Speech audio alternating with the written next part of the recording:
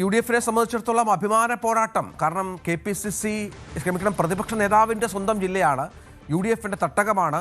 തദ്ദേശ തെരഞ്ഞെടുപ്പിൽ നേടിയ വലിയ വിജയങ്ങളുണ്ട്. പക്ഷേ MLA-മാരുടെ എണ്ണത്തിൽ അവിടെ LDF-നാണ് മുൻതൂക്കം. അത് മാറ്റണം, അത് മാറ്റിമറിക്കണം, പ്രധാനപ്പെട്ട സീറ്റുകൾ ജയിക്കണം. അതാണ് യു ഡി എഫിൻ്റെ ലക്ഷ്യം. ഡാനി പോൾ ഏറ്റവും പുതിയ വിവരങ്ങളുമായി ചേരും. ഡാനി, യു ഡി എഫിനെ സംബന്ധിച്ചിടത്തോളം പ്രതീക്ഷയേറുന്ന നിരവധി മണ്ഡലങ്ങളുള്ള ഒരു ജില്ലയാണ് എറണാകുളം, സംശയമില്ല. ഇത്തവണ എങ്ങനെയാണ് കാര്യങ്ങൾ? ഡാനി, ഞാൻ മനസ്സിലാക്കുന്നത് ഒരു പ്രചരണ കോലാഹലത്തിനൊപ്പമാണ്.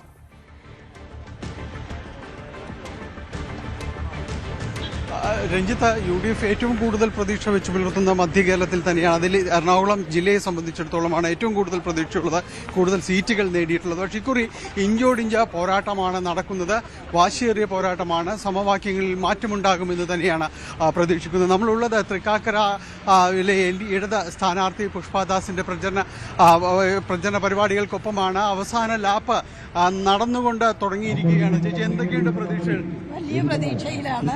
ഇത്തവണ തൃക്കാക്കര LDF ജയിക്കും. വലിയ രീതിയിലുള്ള വികസന പ്രവർത്തനങ്ങളൊക്കെ തന്നെയാണോ? തീർച്ചയായും. ഇവിടെ സ്ഥാനാർത്ഥി എന്ന നിലയിൽ താഴെ തലത്തിലേക്ക് പോകുമ്പോൾ ഈ മണ്ഡലത്തിന്റെ വികസന ദൗർബല്യം തന്നെയാണ് വോട്ടർമാർ ചർച്ച ചെയ്യുന്നത്. അതുകൊണ്ട് തൃക്കാക്കരയുടെ വികസനമാണ് ഈ തെരഞ്ഞെടുപ്പിൽ ചർച്ച ചെയ്യപ്പെടുന്നത്. പൊതുവിൽ LDF-ന് ഒരു എറണാകുളത്ത് ഒരു മേധാവിത്വം വരുമെന്ന് വിശ്വസിക്കുന്നു. തീർച്ചയായിട്ടും LDF-ന് നല്ലൊരു മേധാവിത്വം ഈ തെരഞ്ഞെടുപ്പിൽ എറണാകുളത്തുണ്ടാവും. രഞ്ജിത്ത, ഇത് ഒരു പ്രതീക്ഷയാണ് പൊതുവിൽ പങ്കുവയ്ക്കുന്നത് ഇടത് കേന്ദ്രങ്ങൾ. കാരണം ഇക്കുറി ഭരണത്തിൽ തുടർച്ചയായ 10 വർഷം നടപ്പാക്കിയ വികസന പദ്ധതികൾ ഇതെല്ലാം തന്നെയും മുതൽക്കൂട്ടാകുമെന്നൊരു പ്രതീക്ഷയാണ് പൊതുവിൽ ഇടത് ക്യാമ്പുകൾക്കുള്ളത്. എന്നാൽ അതേസമയം തന്നെ കൂടുതൽ വ്യക്തതയോടുകൂടി തങ്ങൾ നേരിടാനായിട്ട് ഇടതിനെ കഴിഞ്ഞിട്ടുണ്ട് എന്ന ആത്മവിശ്വാസത്തിൽ UDF നിൽക്കുന്നു.